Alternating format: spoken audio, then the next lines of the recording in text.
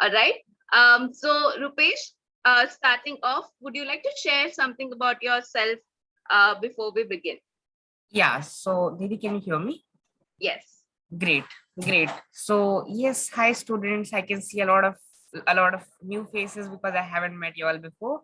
So just so glad to be here in this space and yeah. So if I had to just introduce myself or just tell a bit about myself. So yes, as all of you know, my name is Rupesh. I'm currently an 11th grader studying and living in Mumbai.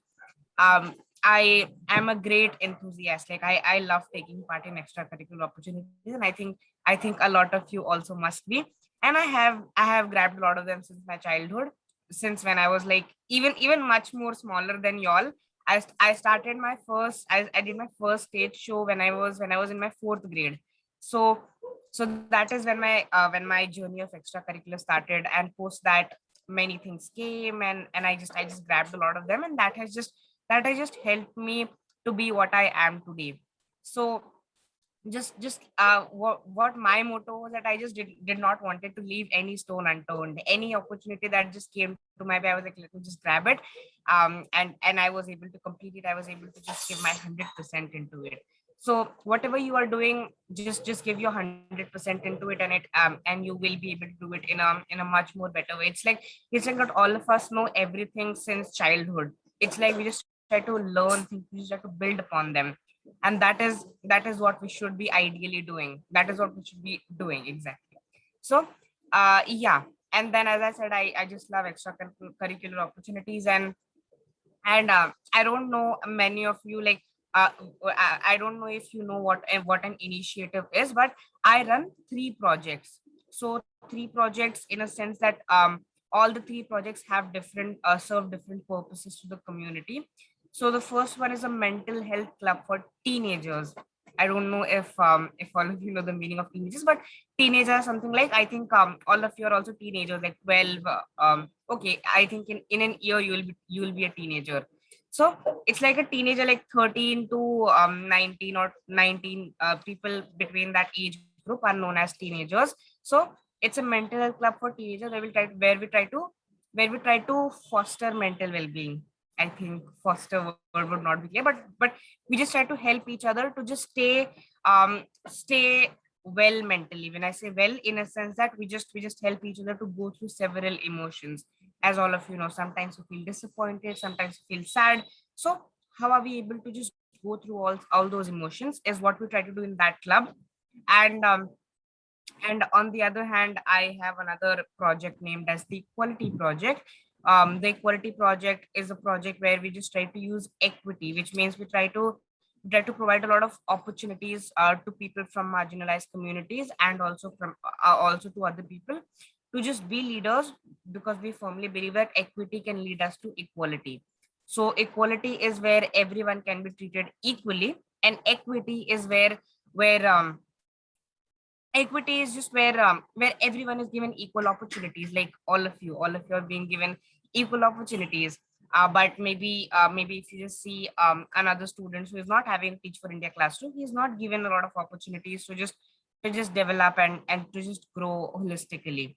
So that was and the third one is holistic approaches. Holistic approaches, like a say it is like a project where we just try to hold sessions on various topics,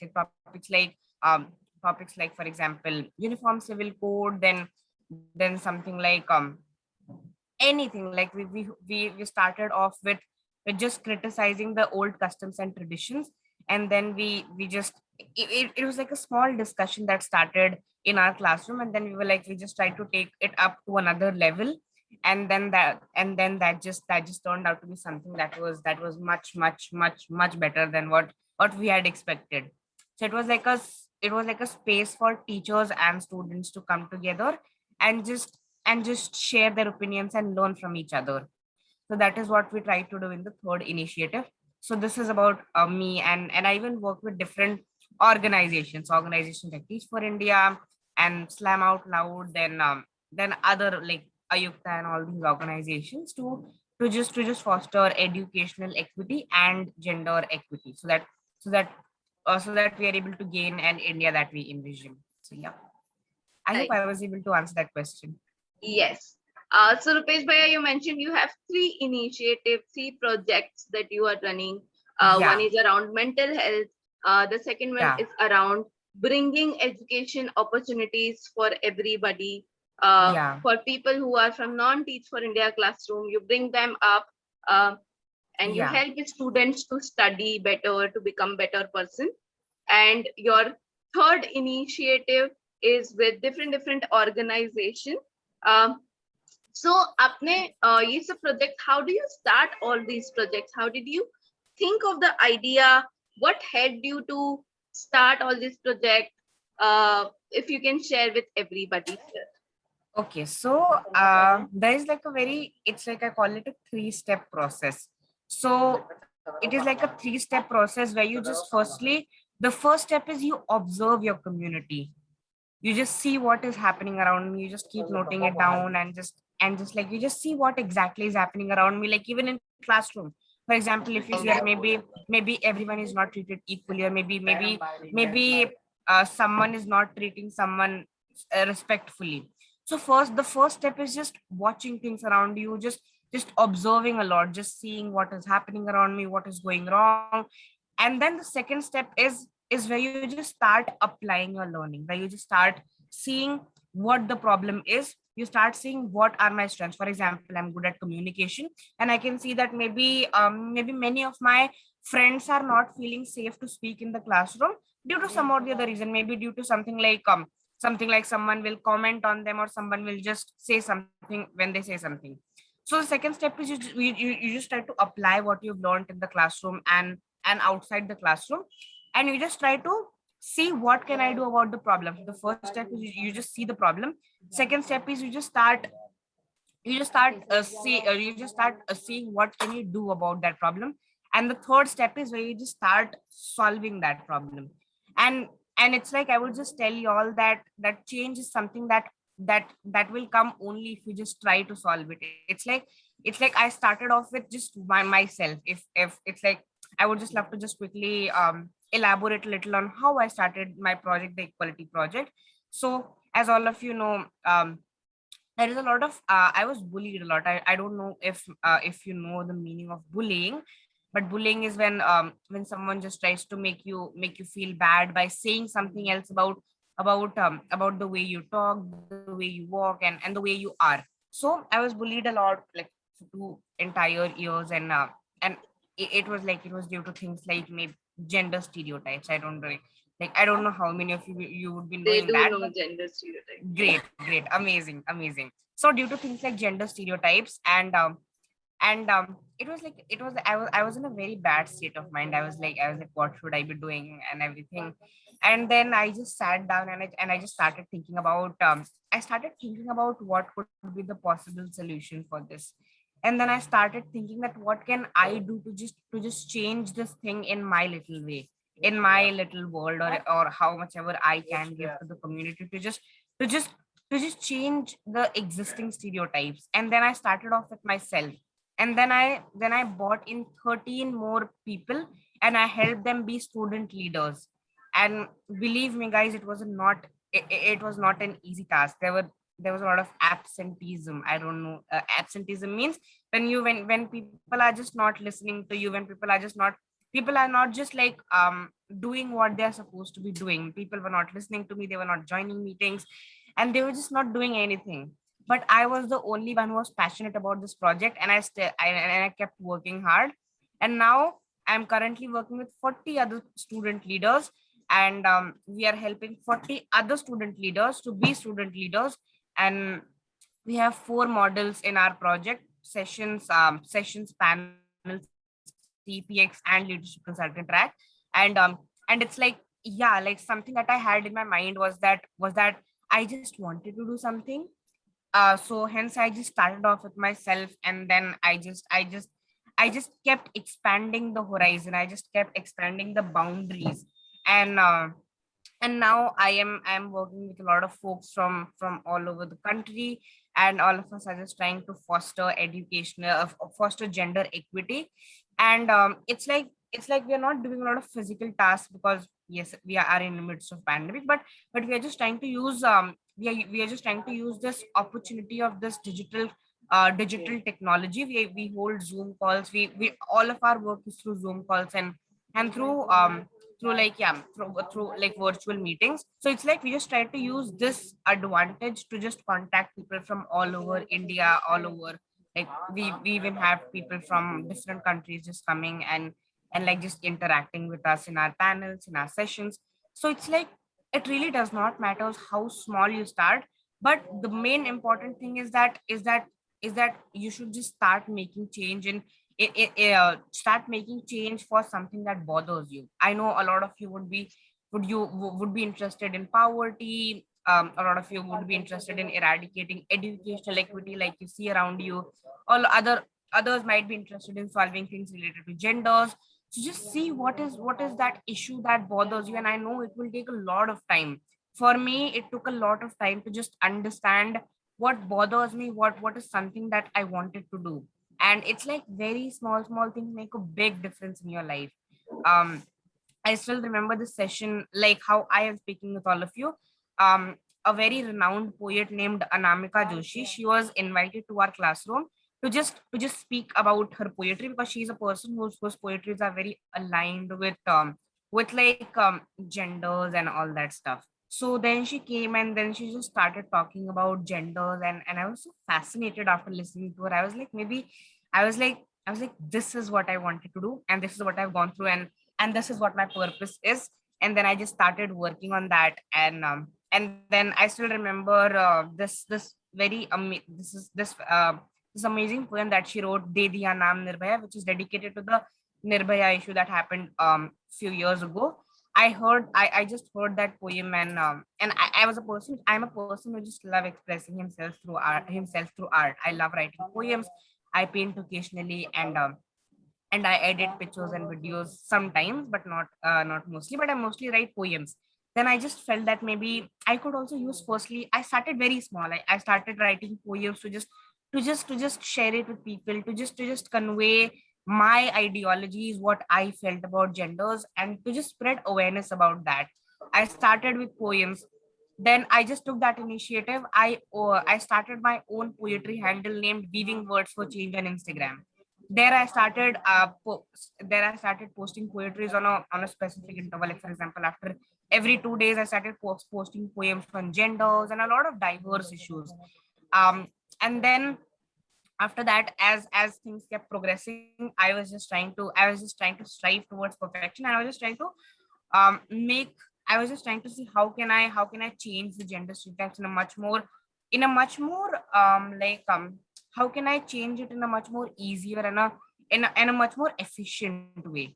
And then I Right. just sat down, I started conceptualizing this project. I started off with myself, then I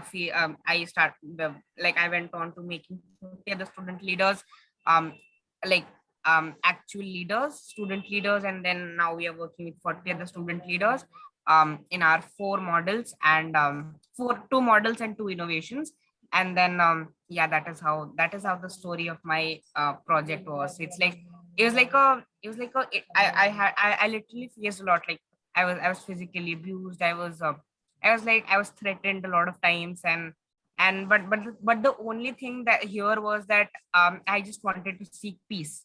I could have been like just contacting the principal and would have been like, ma'am, these folks are just troubling me, but I just did not want to do it because I just wanted to foster peace. Because violence is what, you just hit someone, they'll hit you back, you take revenge, then that it's an endless war that keeps on going. So Yeah. instead let's take a path that is much more peaceful, that's much more sensible than just going through another path.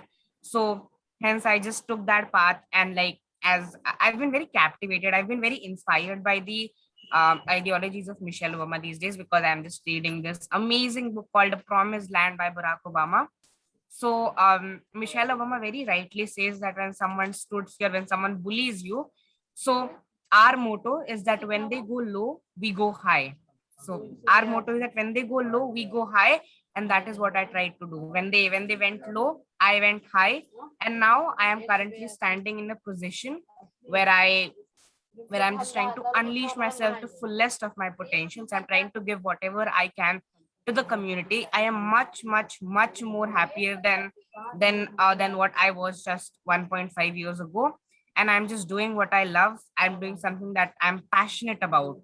And I just like I just started on this journey. And when you just expose yourself, you just seek endless opportunities in everything. Like I know, like I also come from a similar background like all of you, like a low income background. Challenges something that are like that are something that are inevitable. They just keep on coming. You just cannot avoid them. My dad has been unemployed since a month, and it's like we were in my village for an year. And no expenses, nothing like that. There were times when we did not had the money to just even take the recharge. But when you just expose yourself, when you just try to unleash yourself to fullest of your potential, you will. And when as a leader, when you're able to seek endless opportunities in every single challenge, then you will be able to eradicate the other challenge. I'll just tell you a very short story of mine only, the way I am talking to you on this laptop. So it was just I just came back from my village to Mumbai to just give my 10th boards just 4 months ago. And then, as you know, being in a village for a year with no work and nothing, we just did not had even a single penny. And I badly needed a laptop because my project was growing, work was growing, and managing things on the phone was not possible. So I just had conversation with my friend whom I met in another like it was like an application, a United World College application, where I met Raghavendra. And then from there, he's my best friend. And like he just told me that you can just raise fund for yourself and you can just get the money for the laptop. You raised, and then you can get the laptop. And then I just wrote my story, and I just got the laptop for me. And I was able to overcome that big challenge because you can just imagine no penny in your hand, and just taking like a 40,000 ka laptop. It's like a big deal for us. So it's like challenges are something that all of us have in common, but what segregates or what differentiates us from each other is that the way we approach those challenges.